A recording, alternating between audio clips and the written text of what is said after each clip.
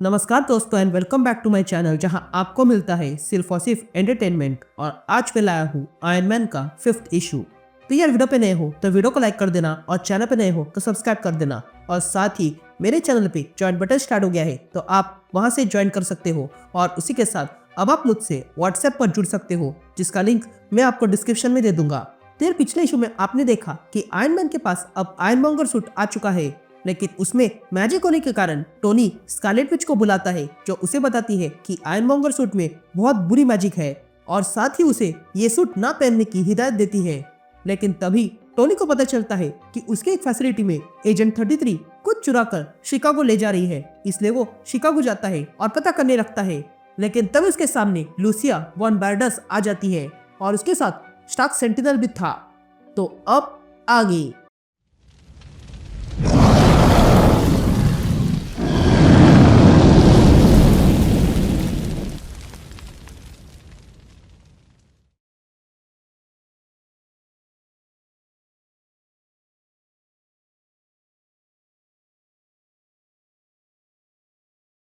All right gang, तो issue की शुरुआत में हम लूसिया को देखते हैं जो टोनी के सामने खड़ी थी। तभी आईएनजीपीटी टोनी से कहता है इनके पास स्टार्क सेंटिनल है। लेकिन तभी लूसिया हमला कर देती है और कहती है तुम अमेरिकन्स को हर बार दूसरों की जगह में घुसने की आदत हो गई है। तो वही रिरी वहां पर फंसे लोगों को बचाने लगती है। यहाँ लूसिया के सोल्जर्स इन सब पे हमला करते हैं लेकिन मेलिंडा उन्हें रोकने लगती है। इधर आयरन मैन अपनी तलवार निकालता है और उससे लूसिया को तेज झटका देता है और कहता है तुम्हें वाकई लगता है हमने घुसपैठ की? तो हाँ हमने की है, क्योंकि तुम्हारा वो मास्क पहना हुआ घनचक्कर हमारी दुनिया पर कब्जा करने निकला है। जिस पर लूसिया कहती है मूर्ख स्टार्क, मेरे लैटवेरियन इन्वेस्टर रिपल्सर एब्जॉर्प्शन अपग्रेड के लिए फंडिंग कर रहे हैं, पर तुम्हें पता नहीं है कि मैं क्या करने वाली हूँ। यह कहते ही लूसिया वहां पर जोरदार एनर्जी से हमला करती है और टोनी को पीछे फेंकती है, जिस कारण टोनी के हाथ से वो तलवार गिर गई थी। यहाँ मेलिंडा ये देख लेती है और वो तलवार उठाती है और टोनी से कहती है टोनी मेरे पास तलवार आ चुकी है तो जल्दी आसमान में जाओ, मैं इन्हें और रोक नहीं पाऊंगी। यहाँ टोनी देखता है कि सारे सोल्जर्स मेलिंडा पर टूट पड़े थे।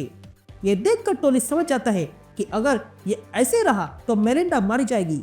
ये देखकर टोनी के मन में ख्याल आता है कि वो आयरनमॉन्गर सूट पहन ले।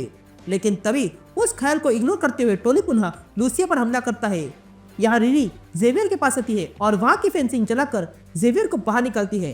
तभी जेवियर कहता है मेरे पिताजी ये एक काम करते थे, मैं यहाँ से चल रहा था तो इन लोगों ने मुझे किडनैप कर दिया। ये ऐसी गैंग है जो अपने आप को हिट कहती है, पर ये लोग कॉप्स की तरह काम कर रहे हैं। इन लोगों ने मुझे यहाँ लाया और मेरे हाथ बांध दिए और मुझसे पूछा कि गन्स कहाँ पे है, और जब नहीं बताया तो मुझ पर हाथ उठाया।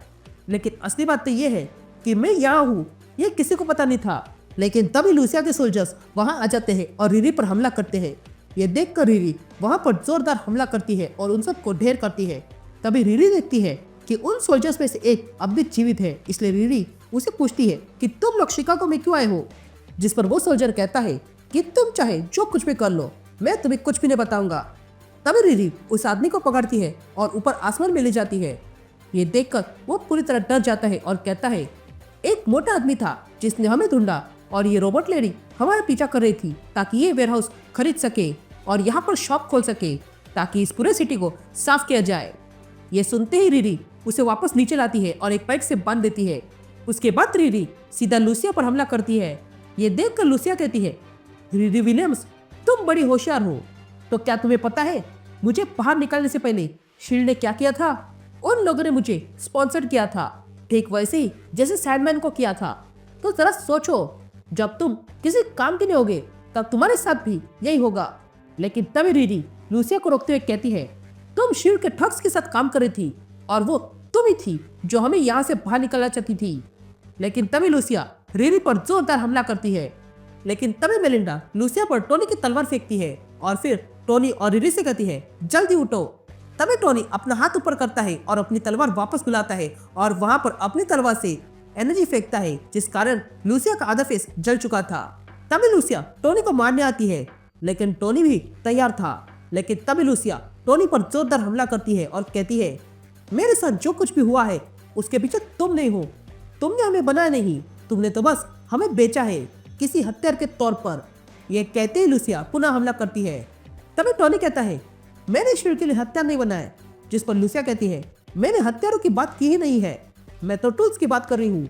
तुम्हारे सैटेलाइट एरे और डेटा माइनिंग और जियोलॉजिकल सॉफ्टवेयर, यहाँ तक कि तुम्हारा सूट और एआई। जब बात मशीनरी ऑफ ऑर्डर की आती है तब सबसे बड़ा हथियार होता है कैप्चर करना। ये स्टोर करते हैं, फाउंडेशन ऑफ फ्रीडम को टारगेट करते हैं, वो भी तब जब तक डूम और अमेरिका के बीच लैटविया ही चॉइस न बन जाए। जब हमारा होमलैंड खो जाएगा तब तुम्हारा भी होगा। इस हेलमैन सर्कल से हीट शिकागो के वेस्ट साइड को क्लियर कर देगी और इसलिए शील्ड के कुत्तों ने मुझे कुछ टूल्स दिए हैं। हम साफ करते हैं, होल्ड करते हैं और फिर लैटविया मनी आने के बाद तैयार करते हैं। लेकिन तभी रीरी वहां पर अपने नीचे से तलवार ओवरलोड कर देती है, जिस कारण वो सारी एनर्जी लूसिया के अंदर चली जाती है और वो ओवरलोड हो जाती है और अगले पल खत्म हो जाती है। तभी मेलिंडा कहती है, ये लूसिया जो कर रही थी उसी के कारण वो मर चुकी है। तभी टोनी मेलिंडा को बोर्ड मेंबर बनने का ऑफर देता है, लेकिन मेलिंडा मना करती है और कहती है कि शील्ड के जाने के बाद ऐसे कई सारे लोग बाहर होंगे, इसलिए मैं उन्हें एक नया काम देना चाहती हूँ और उसके लिए तुम्हें एक नया कॉर्पोरेट सिक्योरिटी हेड ढूंढना होगा।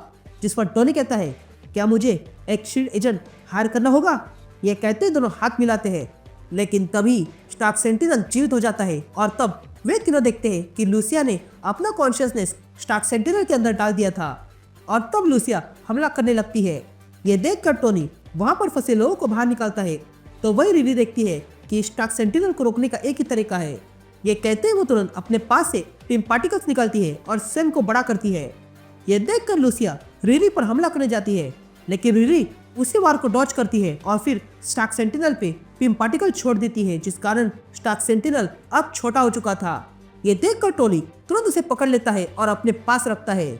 यहाँ टोनी ये देखकर कहता है, चलो ये तो हो गया, अब जाके मेरा सूट अपग्रेड करते हैं।